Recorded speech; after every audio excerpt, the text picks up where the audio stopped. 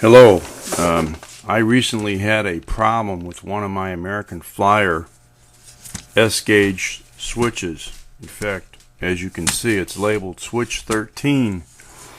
I removed this switch from my train layout. I had previously modified it, cleaned it up, repaired it. It has operated consistently very well for a period of time, and just here and there it started developing a problem which I found was common to this type of switch, and that is when a freight engine, I should say a steam engine of a larger size, particularly the American Flyer Northern with a 8 wheel set, comes through this switch from the spur track, it's going to dislodge the setting on the switch somewhat like that, and it causes the contacts on the switch to disengage, and the switch becomes dead. I removed the back plate that shows the contacts and how this works, and I'll try to show that to you despite the fact I need probably 3 hands holding the camera, that is, along with this. But if you can see this clearly here,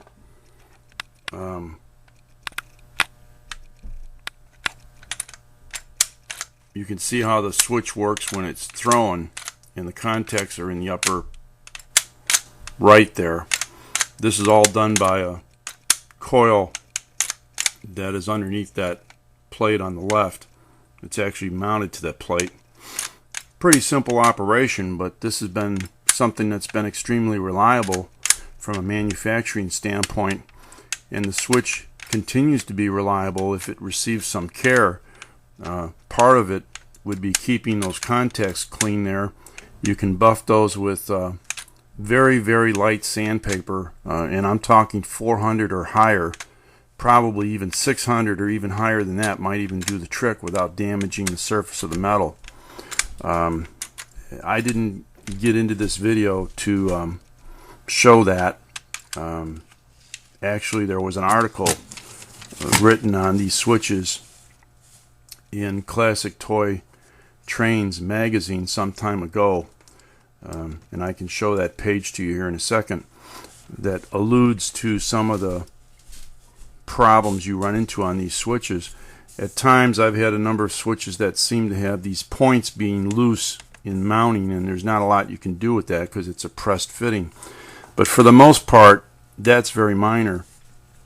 I have ground off the edge of the points up here because I found that a lot of times, and this is just a scrap wheel set here, using this as the main wheels of an engine, or particularly a diesel, when they come into this switch, a lot of times this hasn't been very well aligned by the factory, and there's just a slight edge here at the contact at the frog. I guess that's officially called the frog right there, and the wheel will jump up over that, and the item will derail. So I've actually filed the inside of the track right in here, and also on the straight point, so that it lines up with the frog, which is this area in here. I've also actually ground down the top of this a little bit too on both sides in cases where I needed to do that. The only way you can tell if you have a fault is you literally have to sight down this track, much like if you were laying on the rails, I guess, and see exactly what the problem is when the switch is set in a certain position. I'm very pleased with what I did, because most of these switches, and in fact all of them, have performed well on my train layout, and I'm just a little discouraged by the fact that sometimes, like I said, a piece of equipment can come in here and dislodge this setting, and sometimes it has a lot to do with the speed of the item at a higher speed, and of course the size. So I did have somebody write me a note from another video I did on this, and they indicated that you can use a ballpoint spring to help maintain the setting, and that's done by looking at this here, which keeps this in place. This point, this piece of metal here, the edges look good and it looks like it's set right, but this is held in place by a spring that sits behind that, namely that right there. The factory spring, which I have over here, is pretty.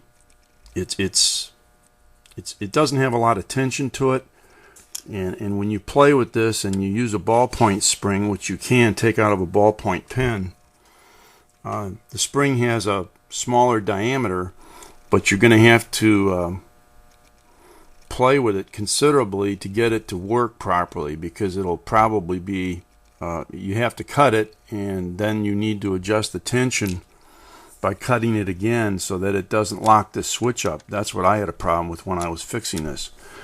I've got a different spring in here right now than the manufacturer's spring, because I think it'll do a better job. It's a little bit tighter. I've collected springs over time and thrown them into boxes here and there, just oddball pieces, not many, maybe a couple dozen, that I've gotten out of CD players and things that have spring actuated doors and stuff like that, and this is where I think this spring came from. So in cutting it, I was able to put it in here and get it to work with this switch. These switches were made of Bakelite, the older ones, and I have dated this one. The date printed inside this cover panel here is from 1953, and that period of time American Flyer was making these switches out of Bakelite. It's a relatively hard substance, and it chips real easy, and if you over tighten screws on it, it'll chip and break out. I have another switch here that shows that. If you get real aggressive tightening down screws on these things, you'll break out or chip out the corner of it and make the screw contact worthless with the Bakelite. So you have to be real gentle with this kind of material. It's I doubt it's used much anymore. It used to be used on electrical appliances, and particularly with stove knobs and things like that, knobs on appliances. It's a predecessor, or it's a forerunner of plastic. Bakelite is fairly hard. It develops some surface appearance to it over the years. It kind of discolors and has kind of a irregular looking surface, but it's real hard, and it's not easily damaged, like I said, unless you actually hit it with a hammer. But you got to be real careful screwing screws into it, which you have to do to put these covers back on. If you even over tighten the screw a little bit, you're probably going to ruin the threads in the Bakelite, and you don't want to do that. So many of these switches have that problem. Anyway, if you want to sight down your switch and take a look at how it functions, that's probably pretty important to causing you to adjust how these switches work. I don't see many repair videos on YouTube yet concerning American Flyer, and it might be helpful if people did that, because mine would be more amateurish. Anyhow, I hope this helps somebody out there with Flyer switches. Okay, I thought that I would at least demonstrate the operation of this switch. Typically it takes about 16 to 18 volts from a AC transformer to do this. These switches usually take a little more voltage than the train running voltage to work good and to snap well. Anyway, this is how it works.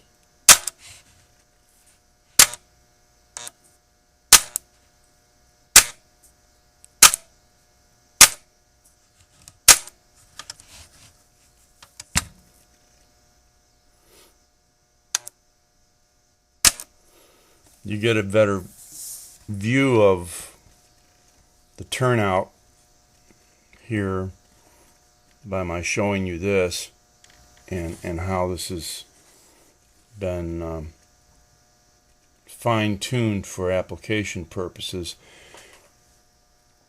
Really, the switch depends on a coil operation which again is inside this housing. And the coil itself, if it hasn't been abused and voltage continually applied to it, which really isn't possible unless you make a mistake in having a switch crossed wires wise and somebody doesn't realize that the coil is working to burn it out. These coils are pretty reliable, and that's what makes this switch really something interesting for the time it was made. This was the article that was in Classic Toy Trains some time ago on switches made by American Flyer. And even though it could be amended, I suppose, by its author, I think it probably covers a lot of the areas that I just tried to touch on briefly in this short video. This magazine is from November of 2005.